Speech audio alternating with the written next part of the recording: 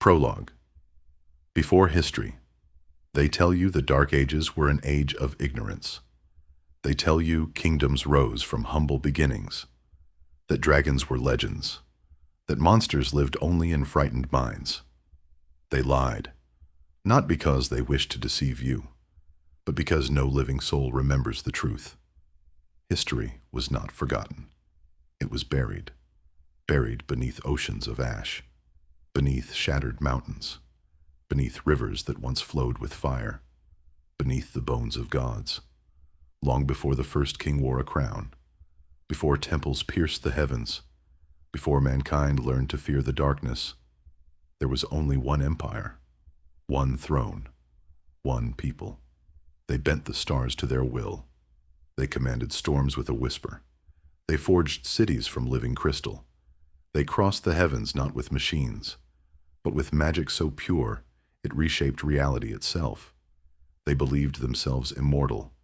They believed themselves untouchable. Then they found it. A pause, deep beneath the roots of the world. Something waited, older than time, older than creation, older than light itself. They called it the heart beyond the veil. It granted impossible power. Kingdoms flourished. Kings became emperors. Emperors became gods. Gods became monsters. And thus, the Great War began. The war lasted not years, but generations. Sons buried fathers. Grandchildren buried kings. The skies blackened. The oceans boiled. The stars disappeared. When the final battle ended, victory belonged to no one. Civilization had won nothing. Civilization had become ash. Thus began the Dark Ages. Every legend begins with a lie. Chapter 1. The Last Ember, Part 1. The silence that followed the stranger's words was unlike any silence the village had ever known. Not the quiet of snowfall, not the stillness before dawn. This silence carried weight. It settled over the campfire like a heavy cloak, pressing against every chest until breathing itself felt loud. The old storyteller's smile faded. His weathered hands, spotted with age and scarred from a lifetime of carving wood and tending fields, tightened around the polished ash staff, resting across his knees. Around him, children instinctively edged closer to their parents. Their curious eyes remained fixed upon the hooded traveler, standing just beyond the reach of the firelight. No one knew when he had arrived. No one had heard footsteps. He simply had been there. The fire crackled once.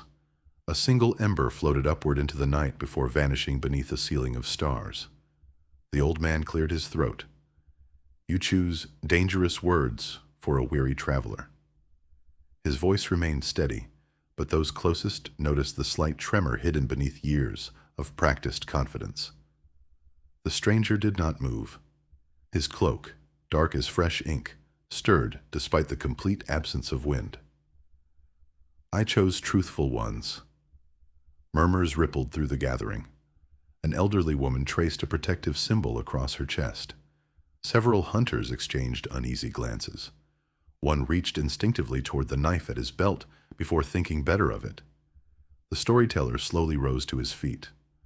I've spent 60 years preserving the histories of our people. You have preserved stories. The correction came softly, almost kindly. But stories and history are not always the same. The old man's jaw tightened. You accuse every kingdom, every scholar, every temple of being wrong? I accuse no one. The stranger finally stepped closer. Firelight touched the edge of his hood, enough to reveal a face that looked neither old nor young. His skin bore no wrinkles, no scars, yet something in his expression carried the exhaustion of centuries.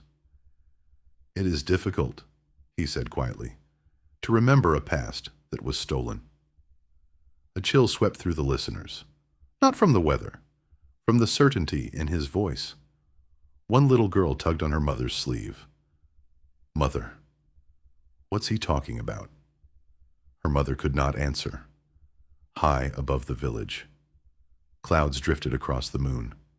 For only an instant, yet during that heartbeat of darkness, The stranger looked toward the distant mountains, far beyond the farmland, beyond the forests, beyond the rivers, toward peaks so ancient no map agreed upon their names. His expression changed, not fear, recognition, as though he had waited an impossibly long time for something and had finally felt it awaken. The storyteller noticed. "What do you see?" No answer. Instead, the traveler whispered almost to himself, "It has begun." Deep beneath the earth, far below roots that had never seen sunlight, below forgotten kingdoms, below oceans turned to stone, something moved. Not with violence, not yet. A pulse, slow, patient, ancient, like the first heartbeat of a sleeping titan. Stone groaned. Dust drifted from ceilings untouched for ages. Across miles of buried halls, colossal chains thicker than castle towers shivered. Symbols carved into black stone began to glow with faint crimson light, one after another. Thousands of them, each illuminating another impossible corridor, disappearing into endless darkness. The light spread farther, faster, until it reached a door.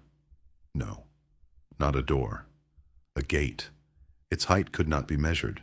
Its surface disappeared upward into darkness beyond sight. Carved upon its face were countless names. Millions, perhaps. Every language ever spoken. Every civilization that had ever lived. At its center rested a single seal. A circle divided into 7 fractured pieces. For 10,000 years, it had never changed. Tonight, one fracture widened, barely the width of a human hair. Yet that was enough. From within the impossible darkness beyond the gate, something breathed. Back in the village, every horse screamed simultaneously. Dogs bolted beneath wagons. Birds exploded from nearby trees despite the midnight hour. The campfire dimmed. Then, without warning, every flame in the village went out. Not slowly, instantly. Hundreds of lanterns, candles, torches, cooking fires, blacksmith furnaces, all extinguished in the same heartbeat. Darkness swallowed everything. Children cried out. Someone shouted. Metal scraped as guards drew swords. Then, the moon emerged from behind the clouds. Silver light washed over the village, enough to reveal frightened faces, enough to reveal one impossible thing: the traveler's left eye. It shone. A faint ring of molten gold surrounded his pupil, not bright enough to illuminate, only enough to confirm what the storyteller already feared. The old man's staff slipped from his fingers. His voice barely escaped as a whisper. The mark. It cannot. You are one of them. The traveler closed his eye. The glow vanished. I was hoping, he said with quiet sadness, that no one alive would still recognize it. The storyteller slowly sank back onto the log beside the dead fire. His hands trembled. When I was a boy, my grandfather spoke of the golden witnesses. We believed they were myths. So did everyone else. The stranger nodded once. That was the intention.